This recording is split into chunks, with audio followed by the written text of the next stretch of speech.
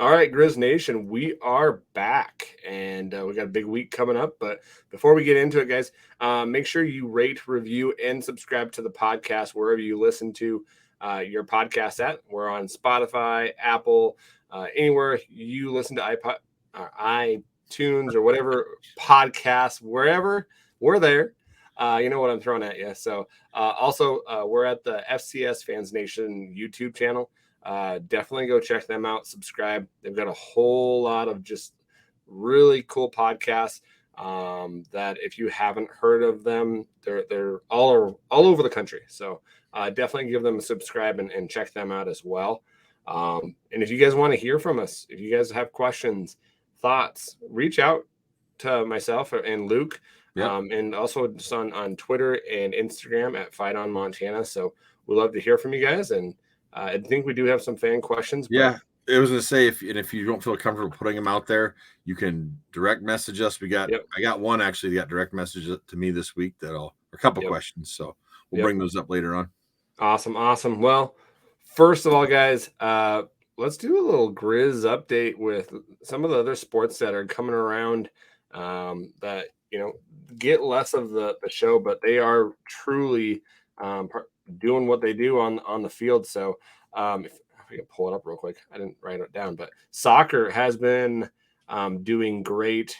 Yeah. They've been the leader in the sports for a while. That's my thought process on that. But this year, last year they had a down year. This year they've been really doing really well. And come on, computer, right when I I say know they've that, been watch it. killing it out there. I Yeah, didn't this week I they didn't played see some who they played. tough. Yeah.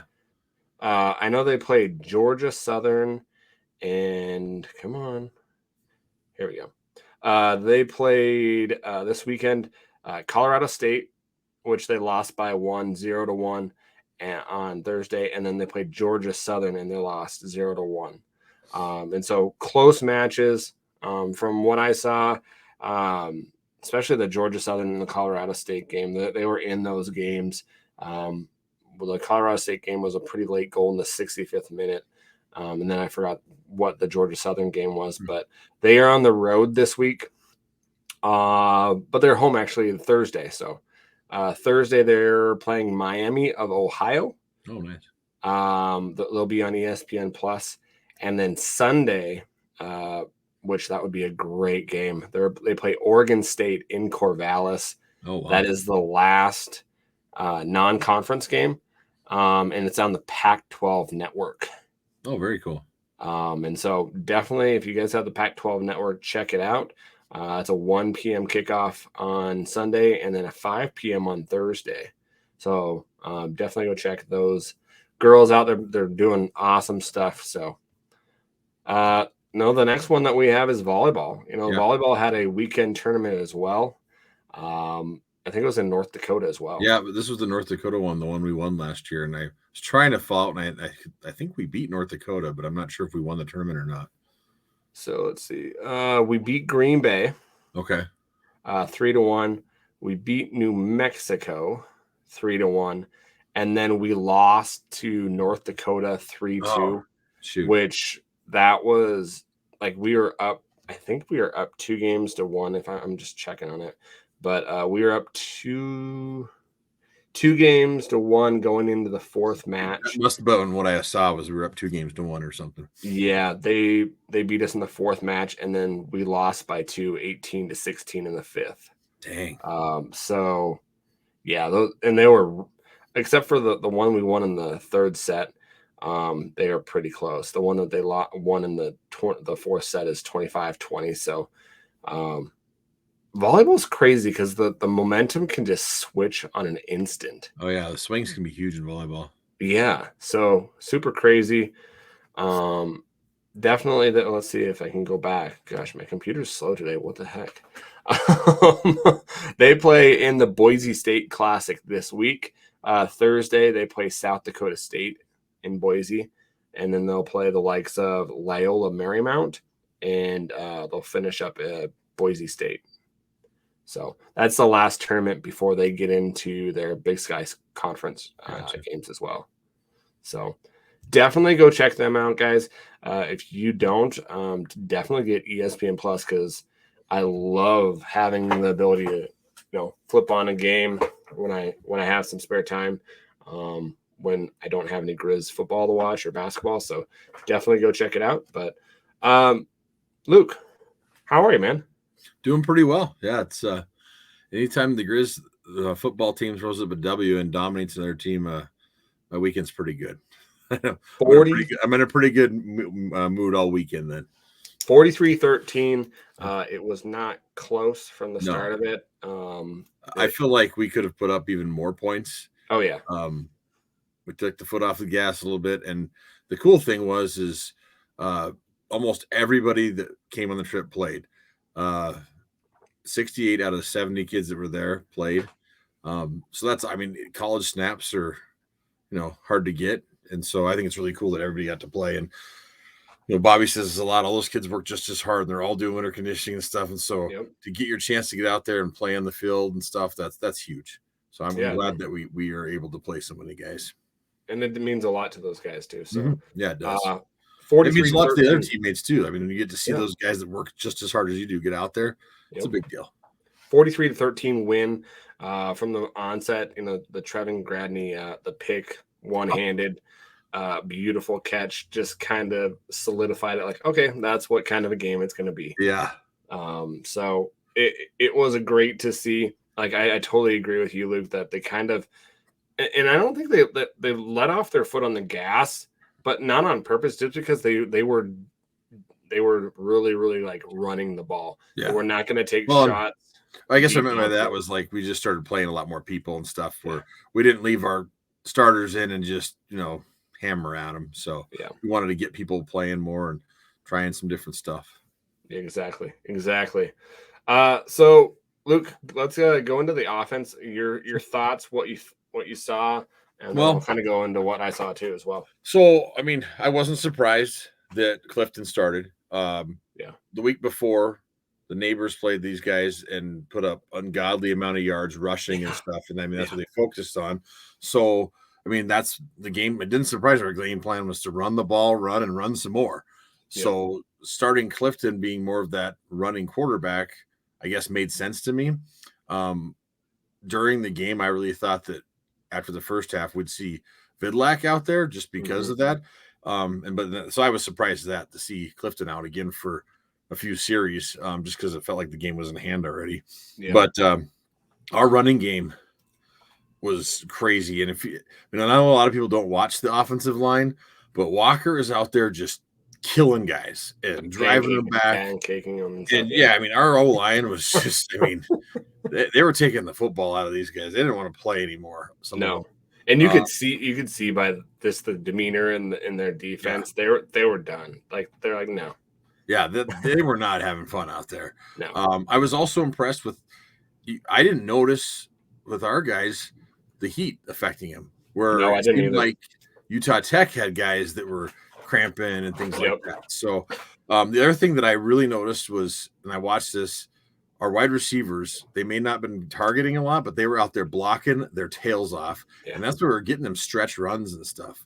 There was one run by Osmo where Racanelli comes down and he busts him by making this block. It was awesome. I was freaking out and made my wife come watch it a couple times. I was like, this is so cool. Look at this effort play by Racanelli. It was so cool. So it's cool to see everybody working together because they know that if they do their part, the rest of it's going to all work out. Exactly. Yeah, I thought, like what you said, going off of that, we kind of, and we had talked off the air as well, that we kind of thought that this would happen just with the Cats putting up 400, 500, rushing yards. And I thought they would have gone back to Vidlac in the second or the third, just to kind of mix it up to get him in the rotation. I'm worried that if with that though, going further, like I know that's got to affect a passing quarterback not getting reps and just throwing them out there and trying to get that connection with wide receivers and stuff. So I am a little worried about that down the line. It'll be interesting to see, after Ferris State, what happens, because then, I think we play Northern Arizona. Yeah, down in Flagstaff. Yeah, and so what will that look like? Will it? And from the most parts, I haven't seen Northern Arizona play. They got beat handedly, I believe, by Arizona. Yeah.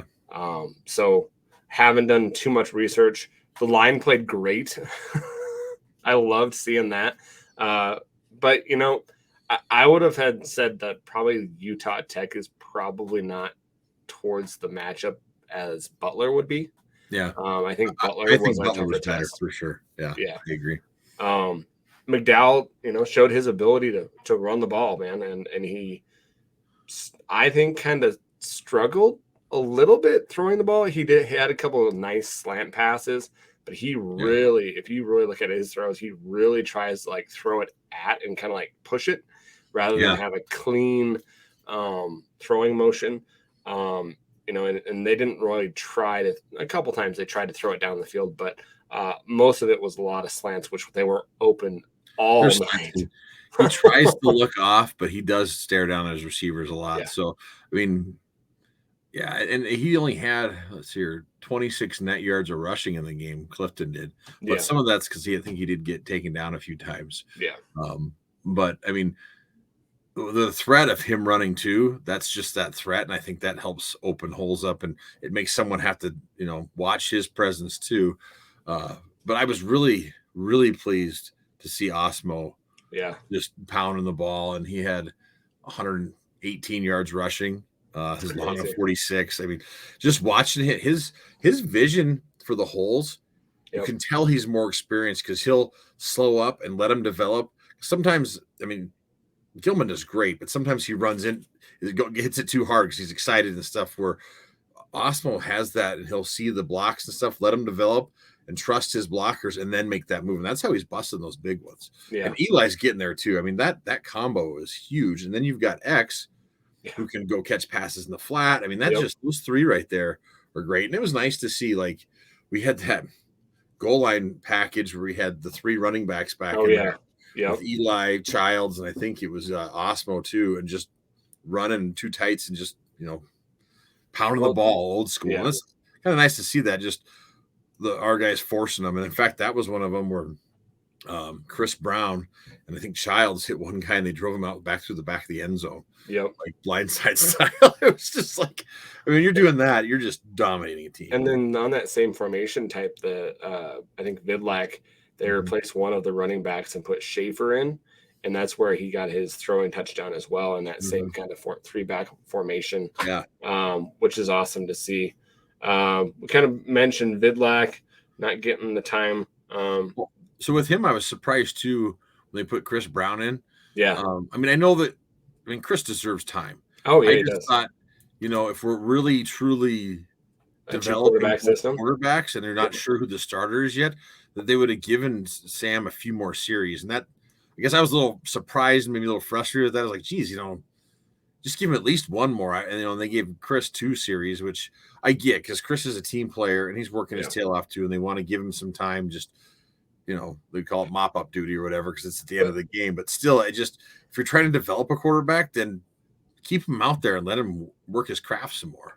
Exactly. But you got to think of it too as like, I know you gotta play your guy and the guys that work hard, but also you have to look at it long term. Like, hey, is this gonna benefit me playing this guy in this situation, or should I get my backup or my number 2 or number 1B quarterback some more time?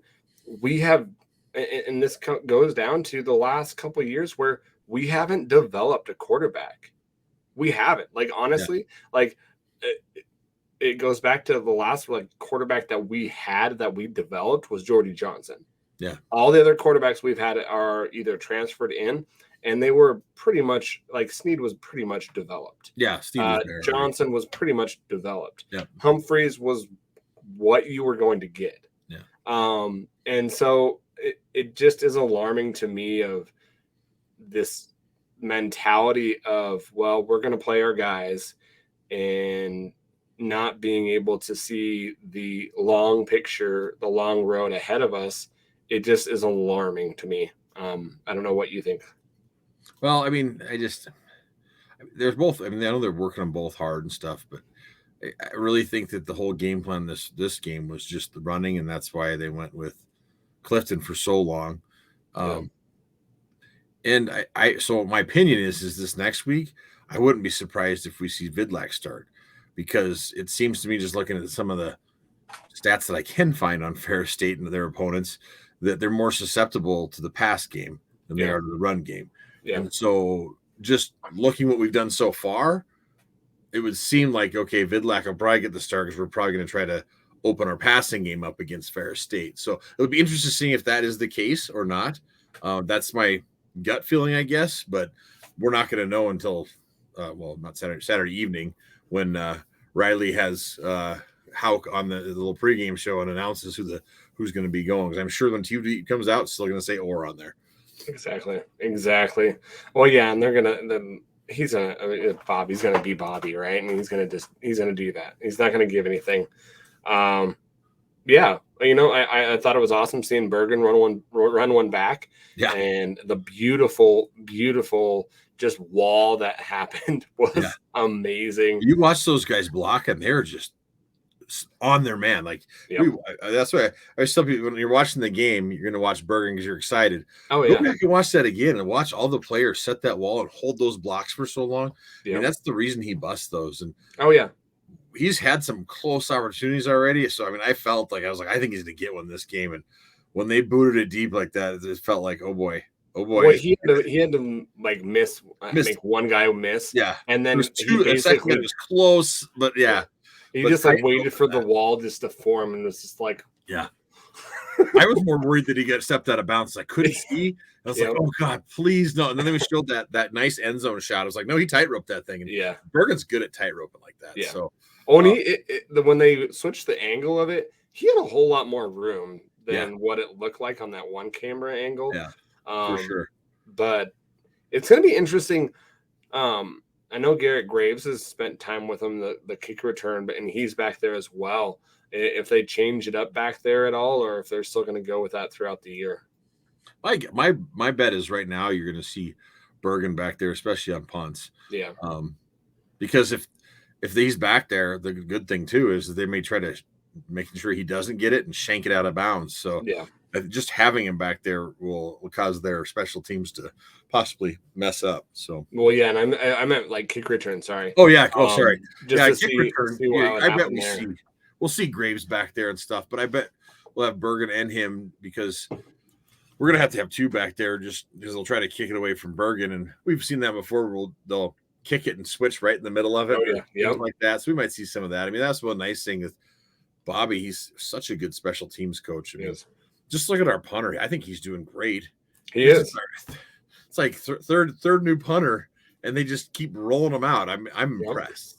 And the kicker as a freshman's doing amazing. Yeah. I know he missed one, but that was going to probably be one of the hardest kicks he probably faced all year, because I believe it was to the way left. Yeah, and I was missed it.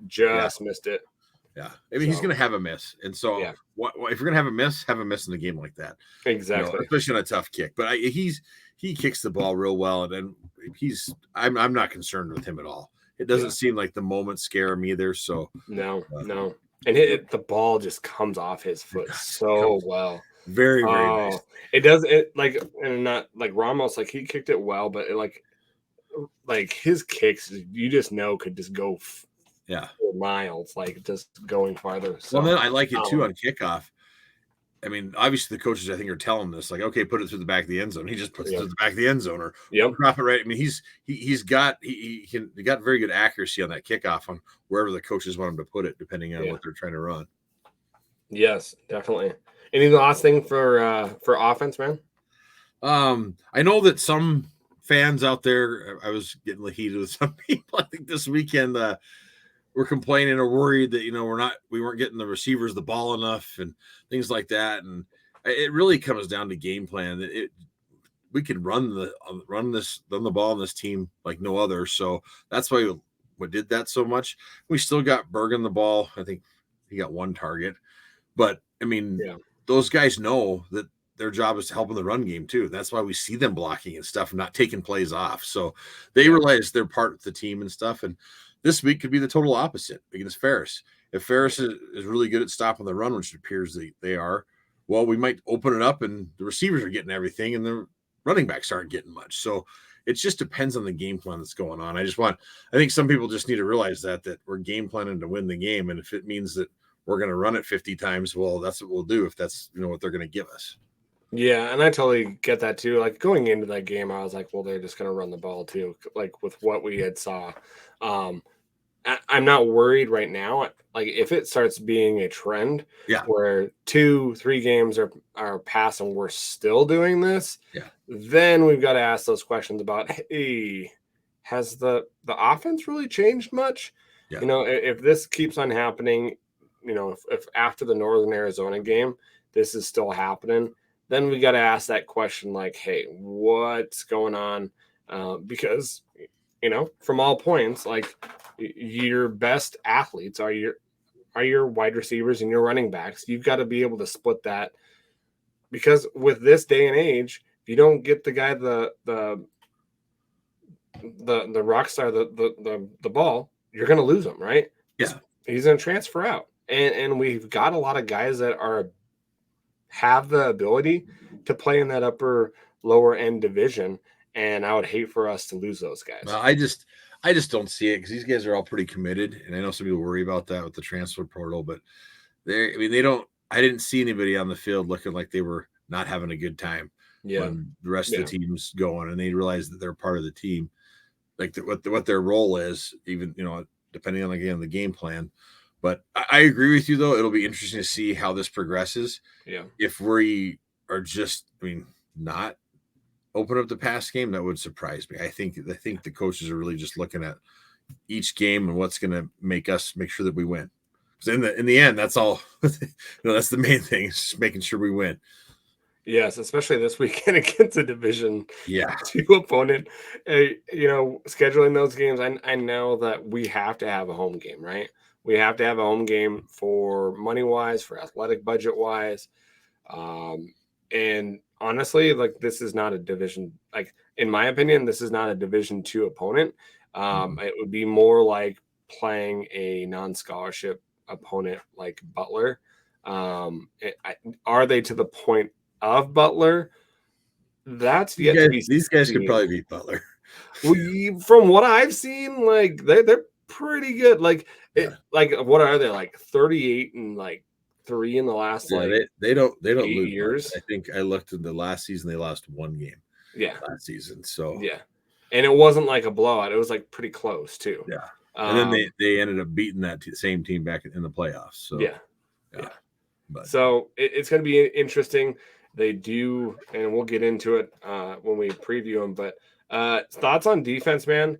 I thought we got pressure, and that was one of the things that really won the game for us. Is we got pressure and made their QBs feel not comfortable. And if you notice too, right at the beginning of the game, they came out running at us. Yeah, which I was like, okay, I'm not too surprised. I think they saw our 3-man front. Yep, we're like, oh, look at these big open holes. Oh yeah, let's go run at these guys. Yep. And because normally they're the run and shoot, and so I kind of chuckled. I was like, oh, they saw our 3-3-5 and went, oh, look at these gaping holes. Well, we can push them around it. And it was like, oh, no, we can't. Yeah, we shut them down pretty quickly. And like you said, as far as pressure on the quarterback, was glad to see that Wilson is still getting there. Oh yeah, I think Genicaro actually led us in tackles. Levi did. Let me look here.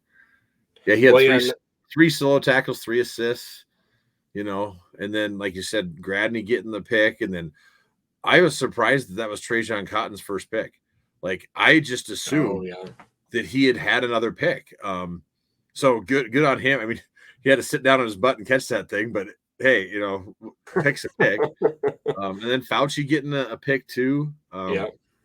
Just, I was really pleased with our defensive effort, and everybody was just flying around. Yeah. A lot. So, well, and the beginning of it, when they were getting some of those holes, and at the beginning of it, they were, they were getting some of those runs. But I think that they they saw that, and they kind of I know a couple series they put Ramos in there with Gubner and kind of filled that, and then they were bringing the linebacker down as well. Yeah. But you look at it rushing wise, they did rush a little bit better.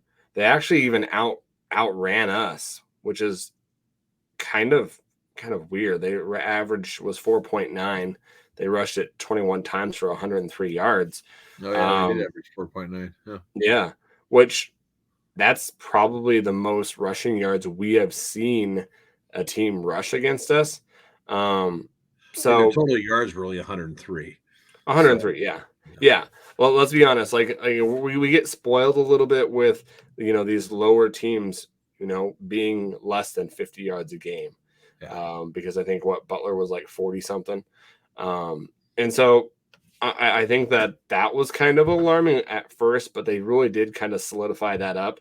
And I think they were surprised as much as we were. Like, yeah, run and shoot, and they come out and they're run. It's like, whoa, oh shoot, they're not gonna do the air raid on us right away.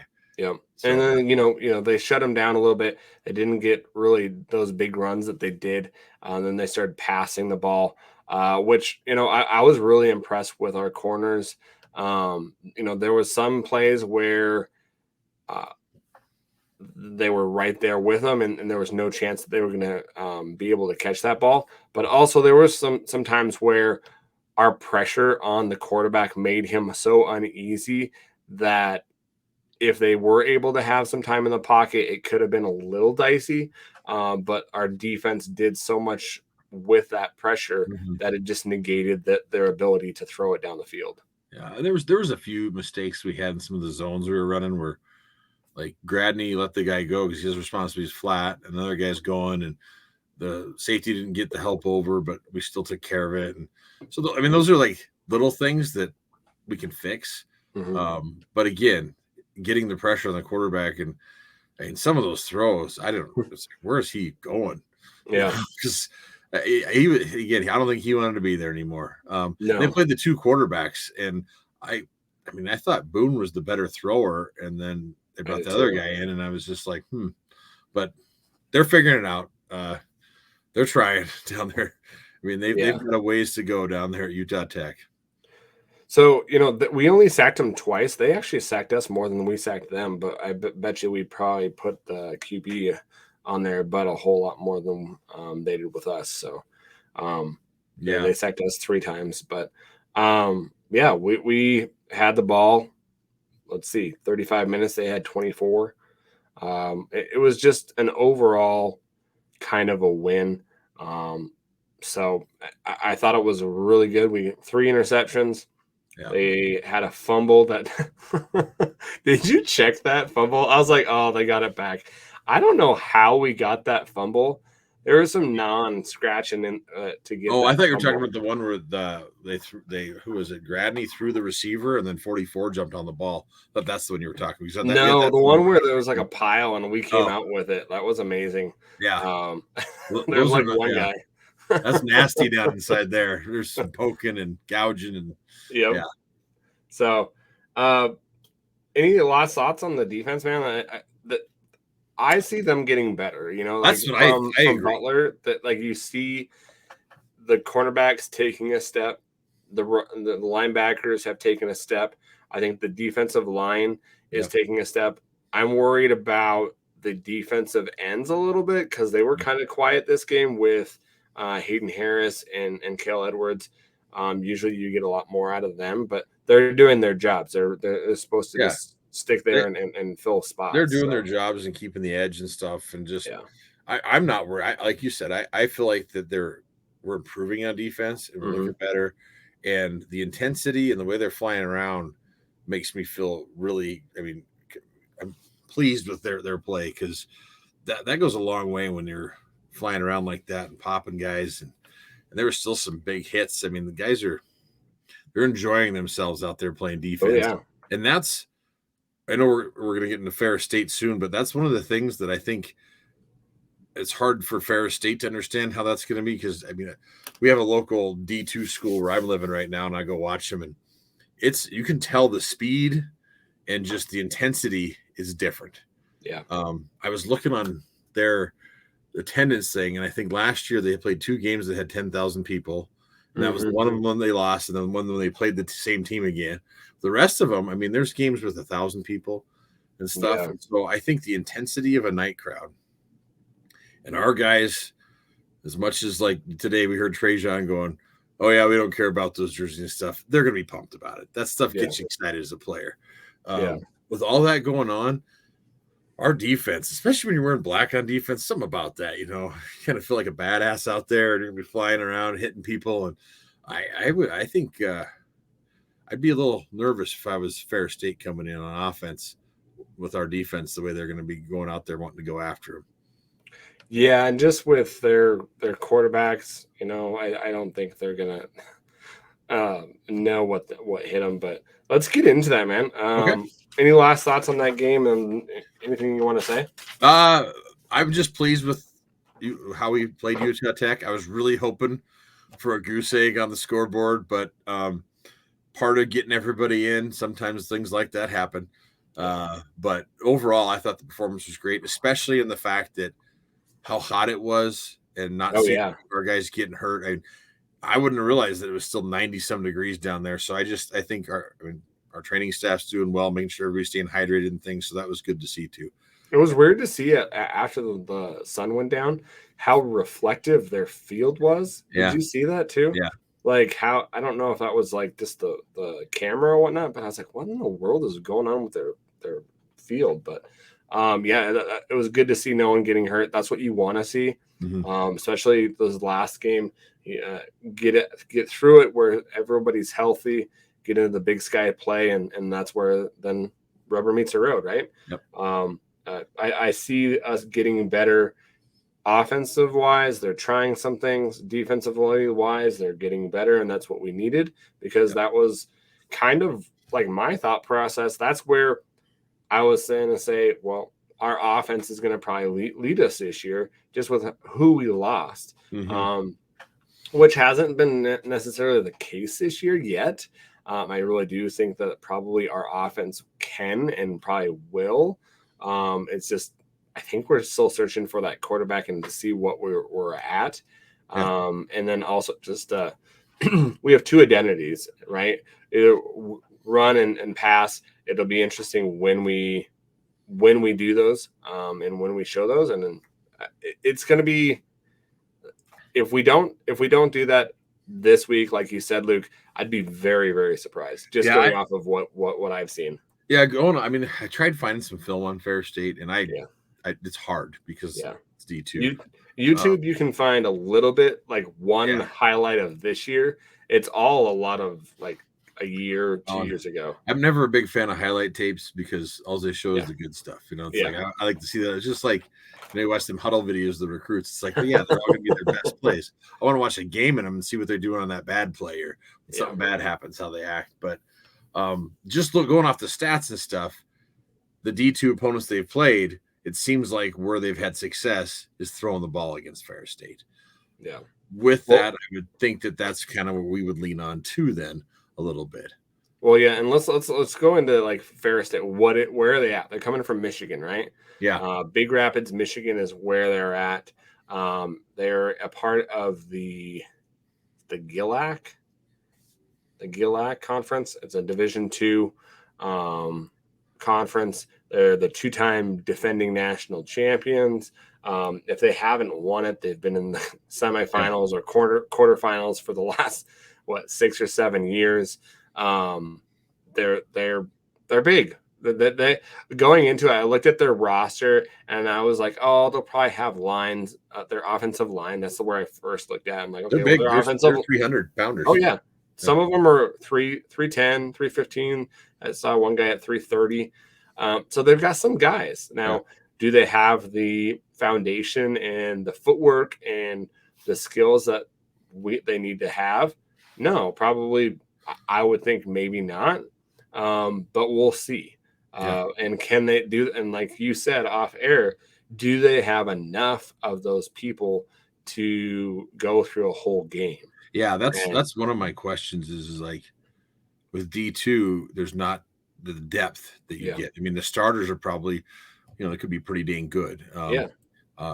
They've put people in the NFL. The defensive end. The DN's playing for the Seahawks. Yep. Yeah. And they've led the Seahawks in sacks or tackles or something like that. So, I mean, they've got quality guys. They're where they're at. There's a lot of big time schools too, but programs like this will also take some of those guys that maybe couldn't make it there because of grades or something else and go, hey, come play for us. Exactly. So they're going to have a lot of guys, but if we can stay ahead of them at the beginning and put them down quick, I think we can make it so they don't want to be there anymore. And just keep ahead of them. But I think the key is going to be getting on top of them quickly and right away, and not letting them hang around. This is not a team you want to let hang around because they're used to winning. And for them, this game means everything. Like they can, it's a win-win for them. For us, all we can do is lose. If we lose, we're screwed. I mean, it's a not a good situation for us, but if we lose, we're screwed. Yeah, we can't lose. If we win by 10, we're screwed. Yeah. If we win by 20, we're screwed. Well, I don't know. I mean, win by 20, I think we're still okay, but because we have to win. It can do nothing but hurt us. But I think that if we don't match what we did to Utah Tech, at least match that, the outside perspective of that well, you beat Utah Tech by 30, you should be able to beat Division II opponent by more. And I know that's kind of if and that, but the outside perspective of people that don't know football probably will look at like, what the heck is Montana doing? Right. Well, I think Samford just barely beat a D2 school and they're still up in the polls. So, true. I mean, I think most people, voters and stuff will know who this is. As long as you don't lose to them. And I'd like to see us beat them by 30.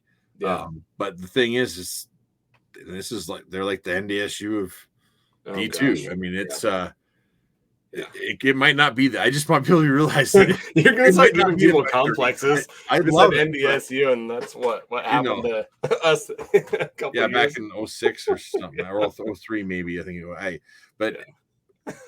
they're going to come to play. But I really think that our guys, we're going to be there too, and I think we can take care of them. It's just that it'd be better if we just put them away early. Exactly. Well, that's what I thought I wrote down too. Is just prepare to stop the run. Don't take the pedal off the gas and just put them away and don't even worry about what's going to happen next because it appears that the key is their quarterbacks. Yep. They have two of them and they like running them. Yes. A lot. So they play a lot of 11 personnel, one tight end, one running back, 3 wide receivers, and they'll run the quarterback too, and they run option and stuff. And they motion they'll motion their wide receiver too to come and block, and the running back will block for the quarterback. And so their QB Milik Mitchell and Carson Golker are their quarterbacks. Golker, I think, is the better one. The Golker is the 6'3", 220, and then Mitchell is 6'4", 212. Yeah. So, I mean, the measurables all measure up to being like, but again, there's a reason they're a D2. Yep. And then, I mean, I look at this game last weekend. They were down 21-10 to Ashland at the half. Now they did come back and beat them 38-28. But, again, that just tells me that, hey, they have weaknesses just like everybody else. And, the good thing is our coaches are pretty good at finding those weaknesses so we can go expose them. Well, and it's like, too, you got a question, were they looking ahead to us, right?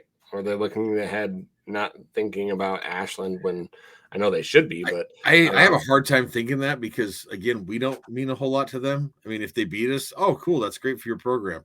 Yeah. But, like, in this grand scheme of things, it doesn't help. They need those D2 wins more so than even ours because that's what's going to help them get back to their championship, too. Yeah, I think that they're going to want to prove to us that they're able to play with us. I think that for pride-wise, for ability to get out into the market of hey, we're actually a football school, I think it's going to be. But going back to their quarterbacks, man, they're Carson Golker, that's their leading rusher, and that's their quarterback. Yeah. He's had 27 rushes for 193 yards for 2 games. It's about a 96.5 average. And so, yeah, they like Luke said, they do Yeah, and he have must not be getting sacked much because his total is 197. So yeah. Yeah, there's a long of 45. I see. Yep. And then they have the Trinidad Chambliss, which is usually he's. I saw him throw the ball, which he doesn't have a bad arm as well. Sure. He's actually their second leading rusher, which is a quarterback, which is their third string quarterback. Right, because I think that Malik was out this last game or something, right? Yeah, I didn't see anything on if he had gotten hurt, but he didn't play a snap, I don't think, though, as far as I could see. But let's go down their stats. Their 2023 stats, which it's only 2 games, guys, so it's kind of hard to come up with, they're going to be skewed, but it does show us a little bit about them. So rushing yards, they're 266.5 yards a game. Passing, they're 258.5. So they're pretty balanced. But I still think I they want to run the ball more than they want to pass it, is what it seems like. Yeah, and I think just looking at what they do in past years, they're more rush heavy than they are pass. So I think those numbers are a little skewed. But man, they're scoring at least 55 points a game, 500 plus yards, and they're only allowing about 332, which 46, I think 46 points a game. Oh, 46? I had 55. 55 is the rushes allowed. Okay. They allow 55 yards rushing per game, so they got a pretty good run defense. From what that tells me. Yeah. And then they're not allowing any rush yards. Yeah. 55. 277 pass yards. Again, exactly. That's why I would think Vidlac would want to have him starting because he throws the better ball. Yep. And so what was really impressive, though, with that amount of yards that they're allowing, 332, which it's a pretty good amount. Yeah. They're only allowing about 20 points a game, which that means that their defense is allowing a lot of yards, but it's that bend don't break mentality. Yep. Mm-hmm. Third down percentage, 41%. Their red zone, numbers 8 of 11 in the red zone, 7 of those have been touchdowns. 2 games, it's kind of hard, but like Luke said, I would say probably pass heavy this week, and see if their cornerbacks can do anything with us, because they have not had the interceptions on their defense. I think they've had 2, maybe 3 interceptions in the last 2 games. So I just think that's where we're going to probably want to kind of hit them at. And their wide receiver, Xavier Wade, he's averaging 111 yards a game with 1 touchdown. He's averaging 27.8 average, which I think that's skewed because I guess if his average is that high, I'm thinking he's probably had a couple plays where he's had some long plays. Who is that again? Xavier Wade, I believe. I'm going to look and see. I'm on their. Oh, you're on there. Coaches, I found their coach's stat page, so I was going to see it. His long was 63. Yeah. So a lot of that is skewed by 1 play. Yeah. And so that's when it's kind of hard. They've only had 2 picks. They've had 2 picks this year so far. Yeah. But, so I just think that's gonna, in the defense, they've got 1 defensive line that's their top tackler. I'm gonna say this wrong. O'Leary Oladipo. He's had 2 sacks, 3 tackles for loss, 11 tackles total, but then a lot of their leading tacklers are DBs. And so, it doesn't lend itself to, it might be a high scoring game with us. I don't think we're going to allow too many points. I feel pretty confident that we'll win. But like Luke, like we've said, you're going to want to put away this team early so that they don't have that belief.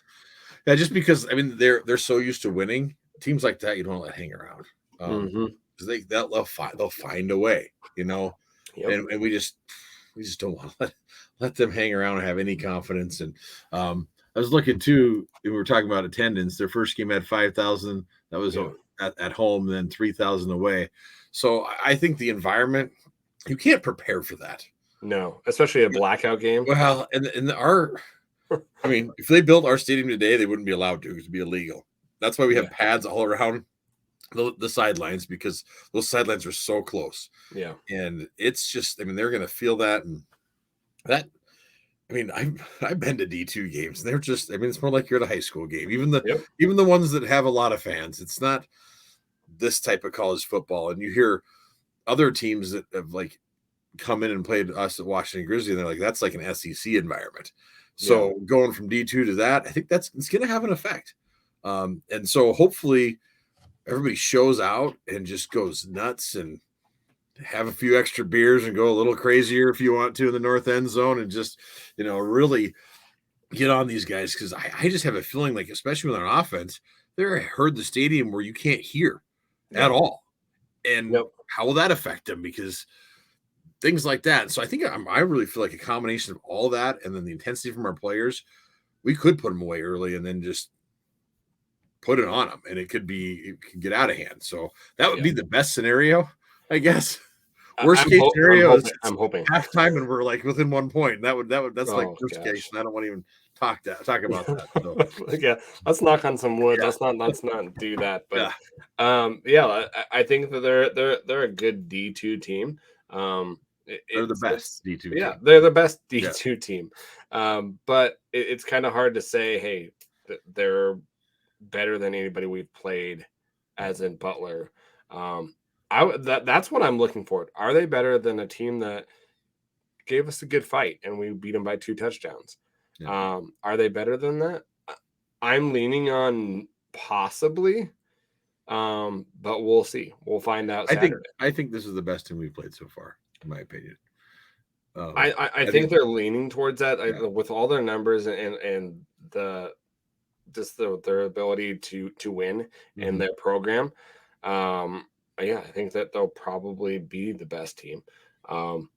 It's gonna be really interesting what we do. I know we're probably gonna have a sleeve up our sleeve too as well, a secret that we're gonna do that they're gonna not be ready for.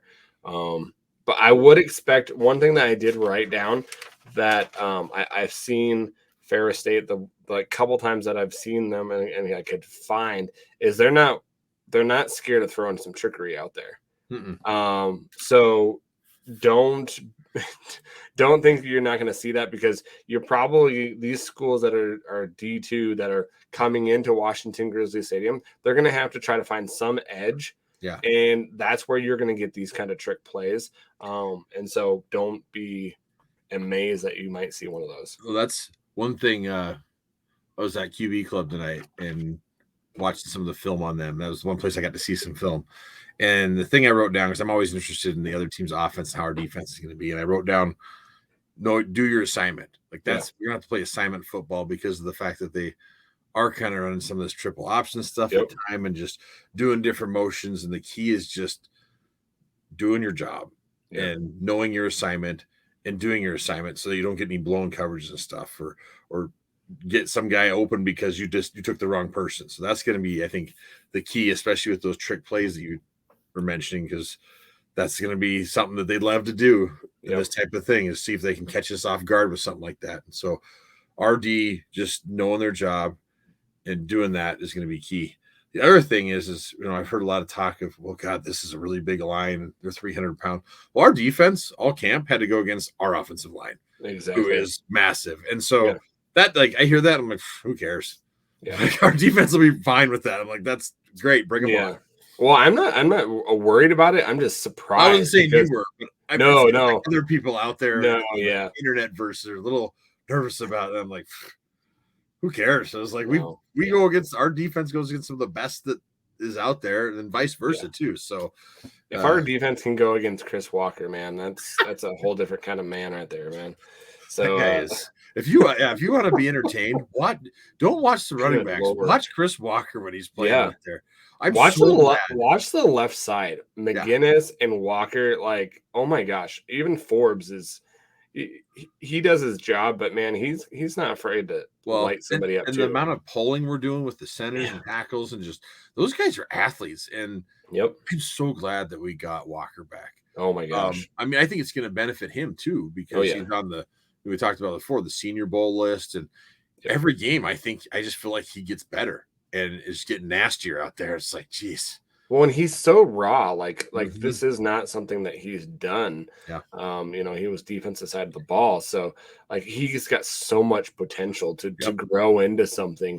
And I think that if he does that, like it's going to be good for the Grizz too, because then that's one more guy that we were sending to the NFL, and that's what we're kind of missing right now is sending guys to the NFL where we had, 20 years ago, 15 years ago. So. I love watching the line, and it's not the greatest. Like people that are not true like football fans, like they're just like going to watch where the ball is, right? Yeah. But oh my gosh, it is so awesome to see those guys just like blow up people. Former lineman myself, that's why I love watching the line playing. I get all excited and pause it, and that's what's great about ESPN Plus too. Oh yeah, rewind. I'm like, tell my wife, look at this, but she's like, I don't care. It's like, oh, this is so cool. Look at that guy's hand work. Look how he's getting off the ball here. It's just, it's awesome. Yeah. Awesome. Oh man, I can't wait. We got what, 5 days? I know. Like, gosh, this week can't get. And then whenever we have those night games, it's just like I got to find stuff to do during the day. Because otherwise I just sit there and pace and God, is it time yet? Exactly. What is kickoff at 6 or 7? I think it's I gotta look again. I think it's 6. Pretty sure it's 6. Sorry, man. Yeah, we I think we're gonna do some great things. Things that I'm looking for, guys. From what I've seen, they like to run the ball with a QB, wide receiver motion. They like to do that as well. A lot of screen passes as well, and they're capable of throwing it deep when they want to, but they don't really do that much. They try to set that running game, and then they'll once in a while. If you're bringing way too many people in the box, that's when they're going to try to hit you deep. And that's if you're just so committed to the run, that's when they're going to try to do that. I did look it up. It is 6 p.m. Mountain time. When the game is. Oh man. Well, and I heard and I saw on Twitter that there's a surprise guest coming to raise the 37 flag. Yeah. You know what? I wish they would like at the start of that be able to go like do like a pregame show, and this is what I wish they would do. Like, and I know this is kind of cheap, but like just let Riley and Sundberg do the play-by-play. Like there's so many people, Grizz fans out there, that mute the actual game and listen to the broadcast with Riley. I was listening to the whole broadcast before the game starts. Yeah, the Victory app, and there's an advertisement. They're like, if you want to time your game up with this, you have direct, and you have like whatever it is, DVR. Hit this button, it'll time them up perfectly and stuff. And it's like they do that because so many people do listen to them. I do.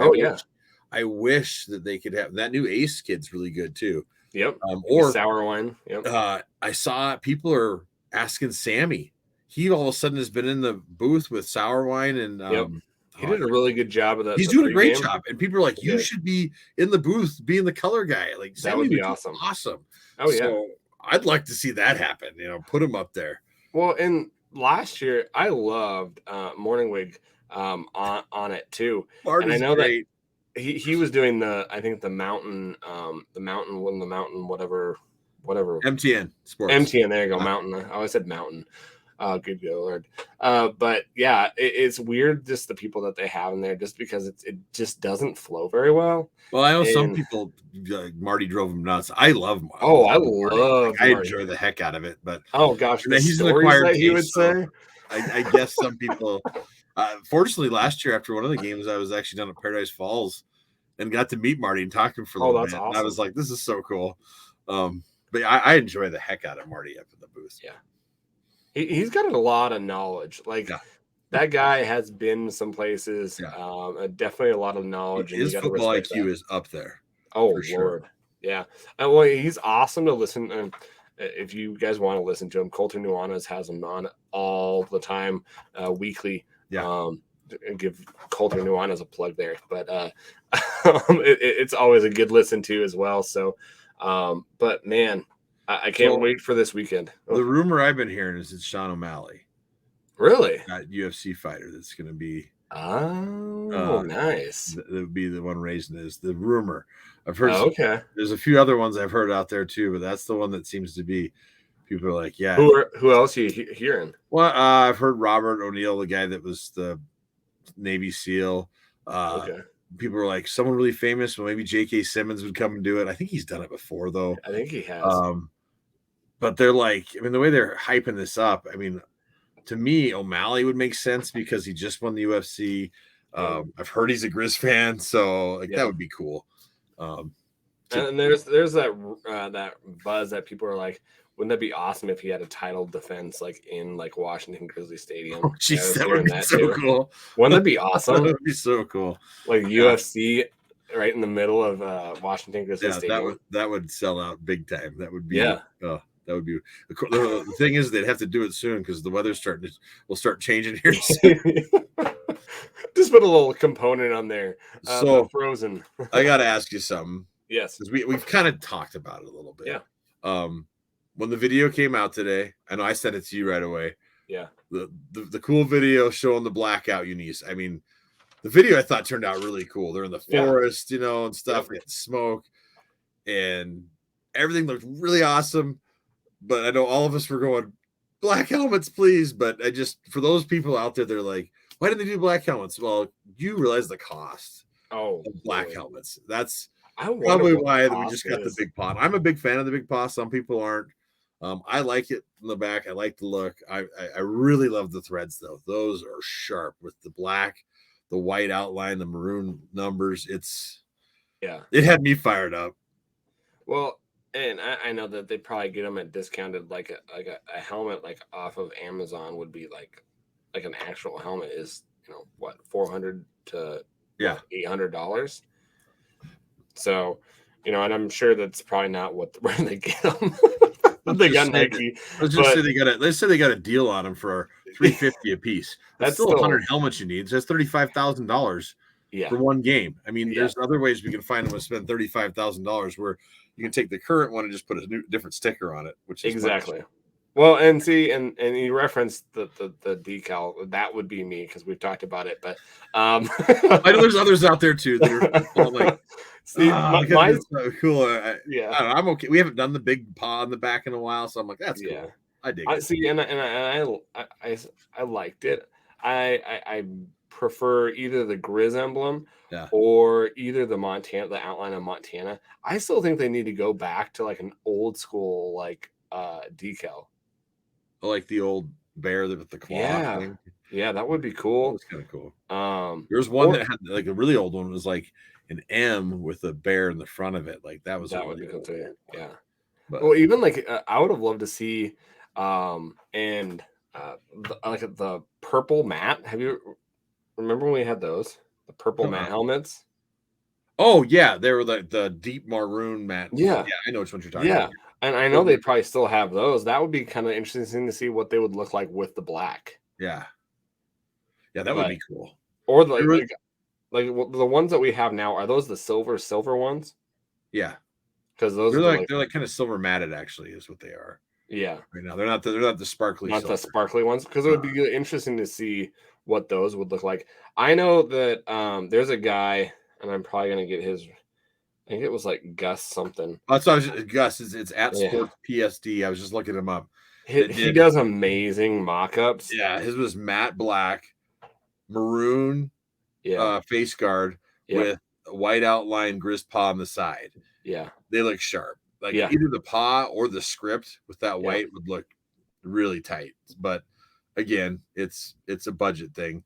I mean, the black pants. They look sharp, and I would love to see the really silver reflective helmet with the black. Oh, that'd be cool too. Wouldn't that be cool? Because I know they have them because they had them that one year. Yeah. That just trying to do uniform with what we have. Just because I don't know.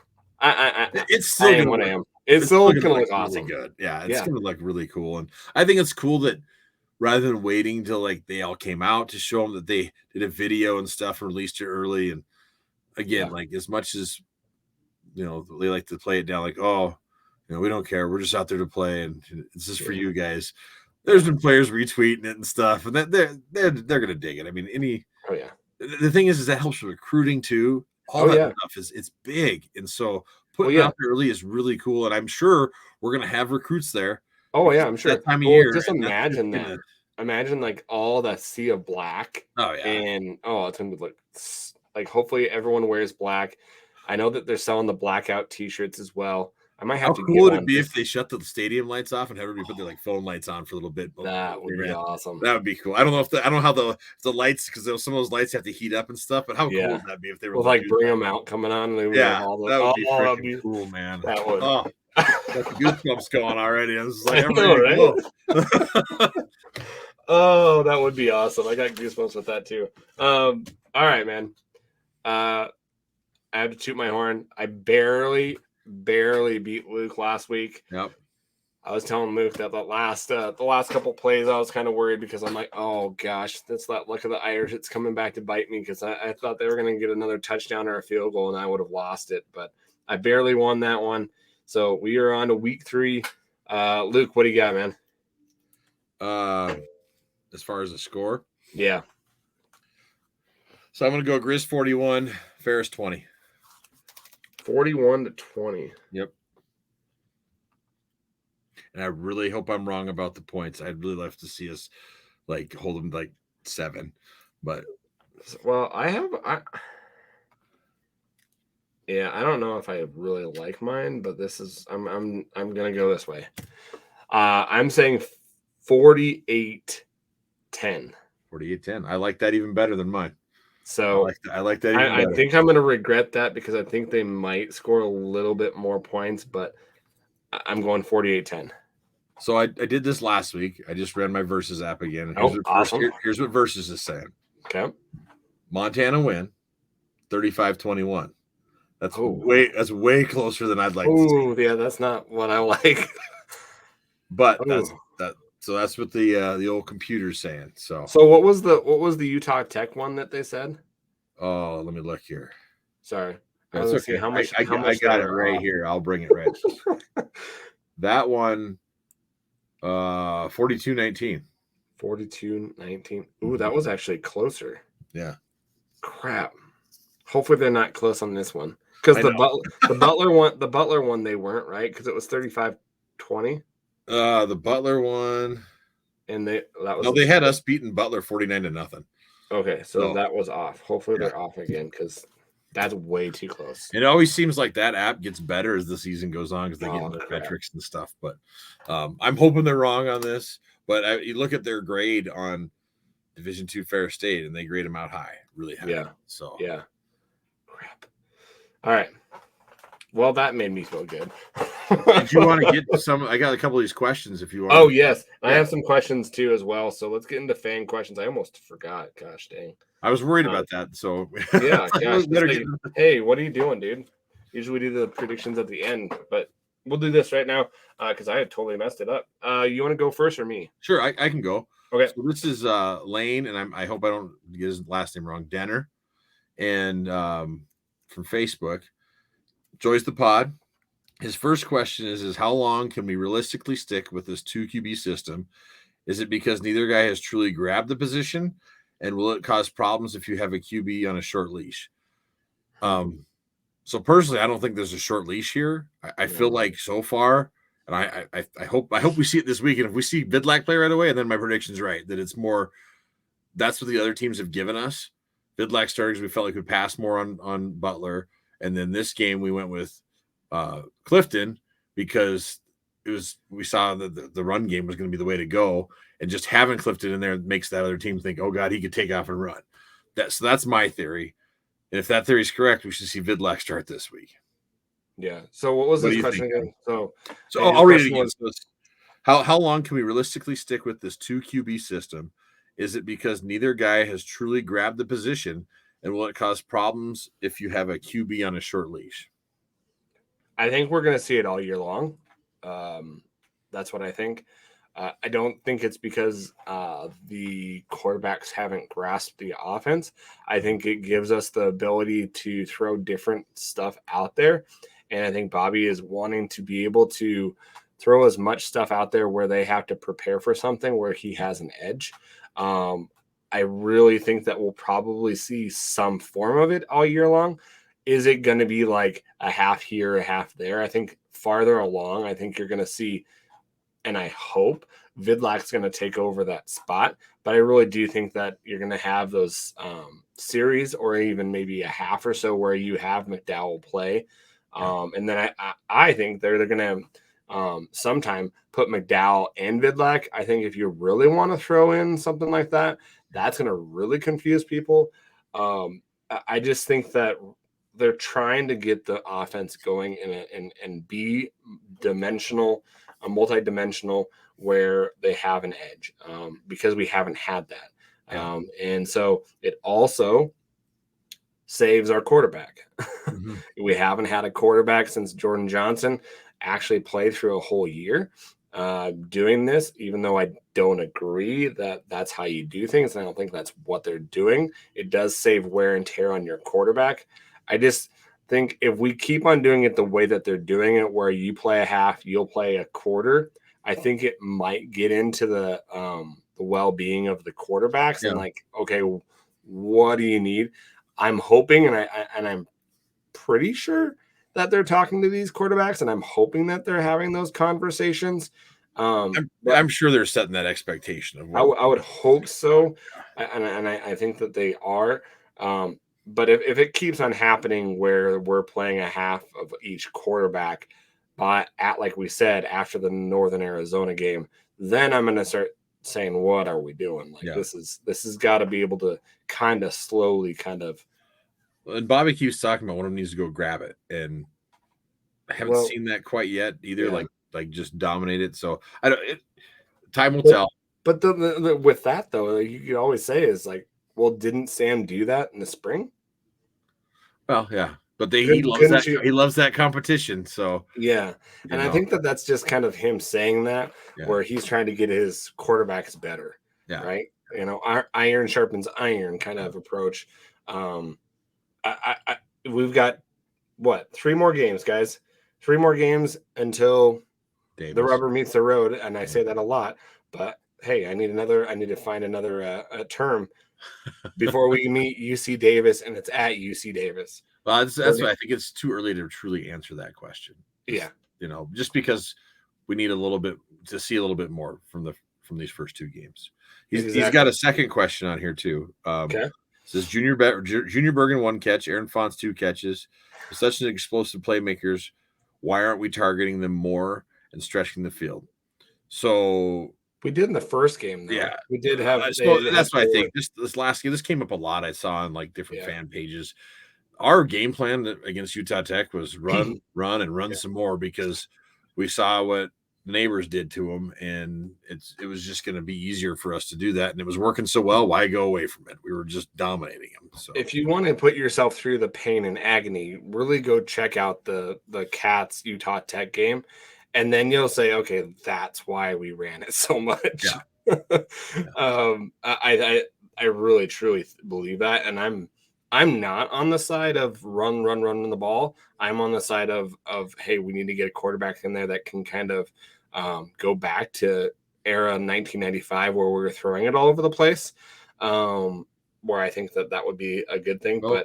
And Pease is known to throw the ball over the place. He is. I really think, like, again, this last game, it was just like, look, we could dominate these guys just through the trenches. And then 2, our offensive line loves running the ball. And so let them do that and dominate and build their confidence. And we did that and tried a lot of different things.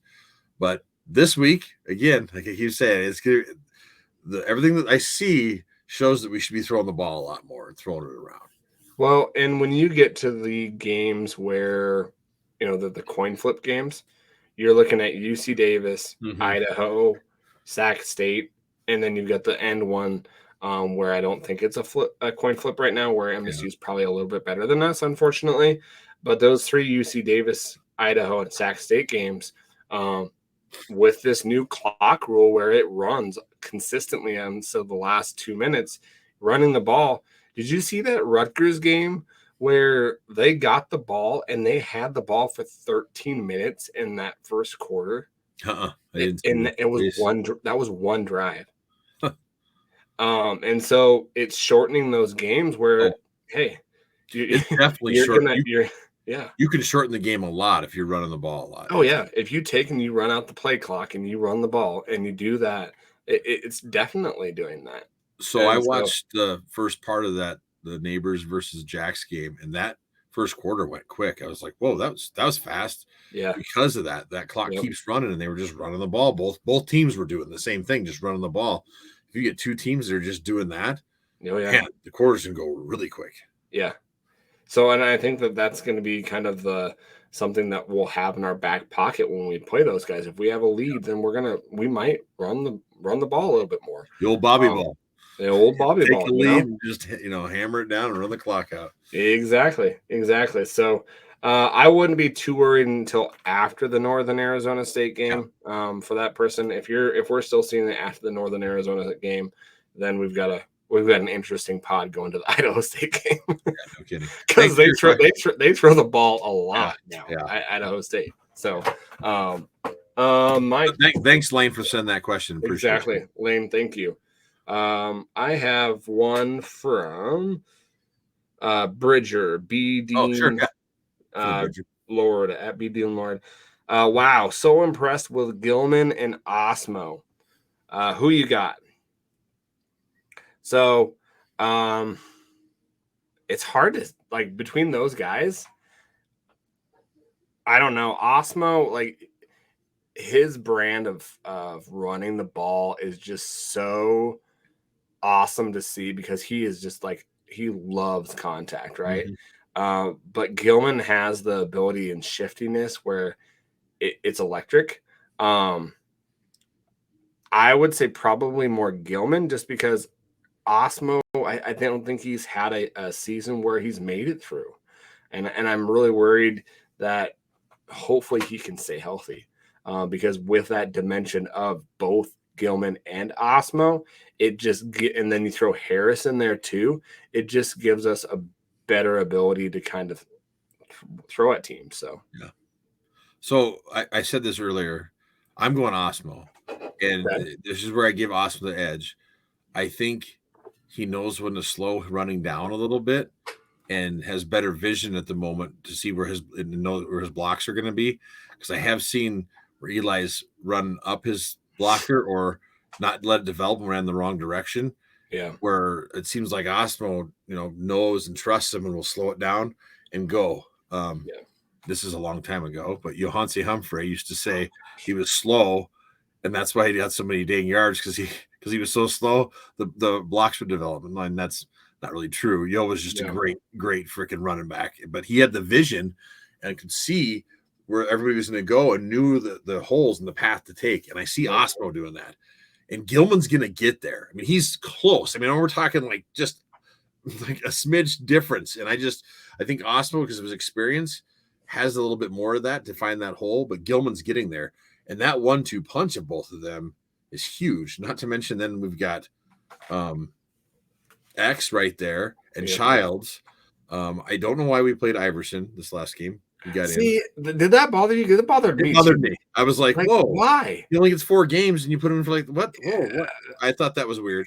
I thought that was really weird. I didn't understand that. I just didn't get that.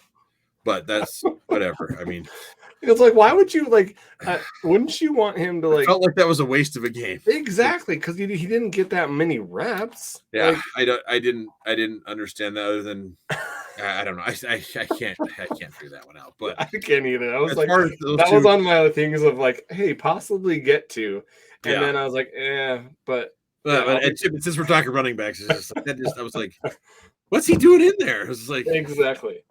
What whatever. are you doing? That's a game. That's 2-3 plays that he had, and that's a game. He gets off. So he's got 3 more. He's got 3 more. So, and with our running back room, you don't want to burn that red shirt. No. Especially with him, with how high he's rated. Being one of the top rated I'm sure there's a reason why he played, but I don't know what that. I can't figure it out. So. And we're not going to find out because no one's going to ask that. No, and they'll never tell us. No, whatever. We'll see what they do from here. I mean, my guess now is he'll ride the pine until the end of the year. Yeah, probably. You might see him in Idaho State. Like I said, with our depth, it's like what? Why even? I don't know. Whatever. Yeah, he's got a second question here too. Sure. So, also with both Cats and the Grizz playing Utah Tech, how does the tape stack up? I wouldn't look at it because like Utah Tech's so bad. It's hard to both teams dominated.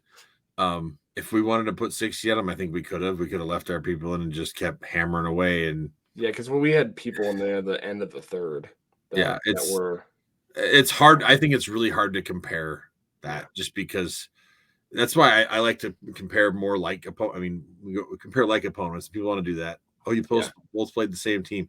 Okay, let's see when we both played like a Davis or Idaho or that. Then I go okay. Yeah. More realistic, outlook then. Well, and if you even go off of like the announcer that was announcing it. Well, I liked what he said. He said that the Grizz offensive line was better than and so I was enjoying his comments. I was okay. Exactly. That's awesome. I keep on saying that on air, but it's so different too because our offense is way different than what Montana State's playing and what they're doing too. And then I didn't watch that second half, the fourth quarter, and I don't know how many special teams plays they had, or if they got a kick. I don't know that because I was like I can't watch this anymore. So what 30 points and what 40 points was the difference? Yeah. Well, so it would have been different. Like, let's say we get out of Utah and we beat them 28-19. Well, that's way different. I mean, that game was over at halftime. But then you got to look at it too is their home field.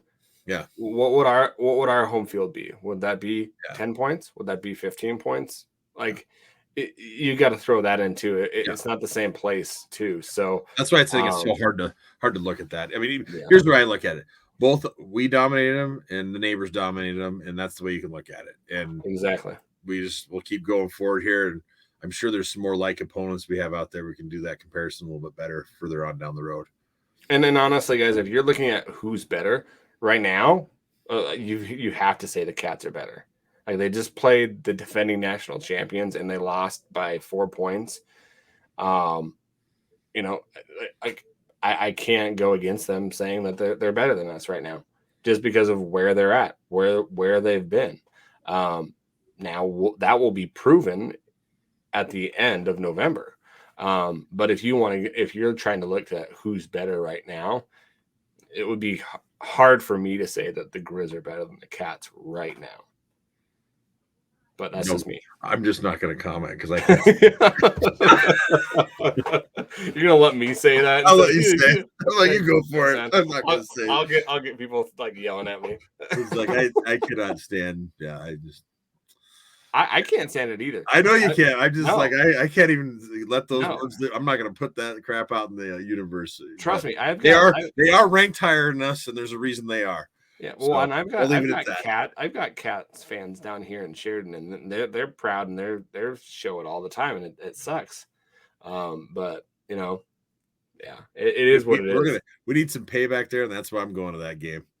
The last time I went to the game, they won. So the Cats got demolished by us that game, and I think it was 2021 that we beat them. Yeah, it was awesome. So hopefully I'll be back up there this year.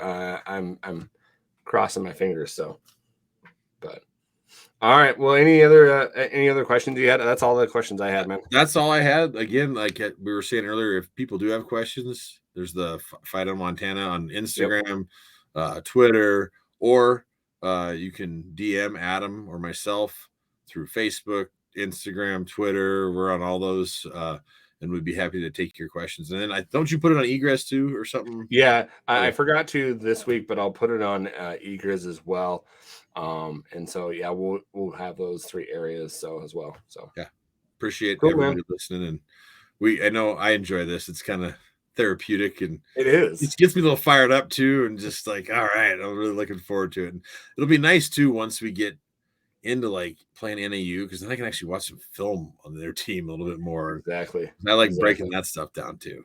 Well, and it'll be interesting. I don't know about what you think. It would be interesting to do like an instant reaction, but it might not be good because me going off of a instant reaction might not be a good idea. You're like a pod right as soon as the game's over. Yeah.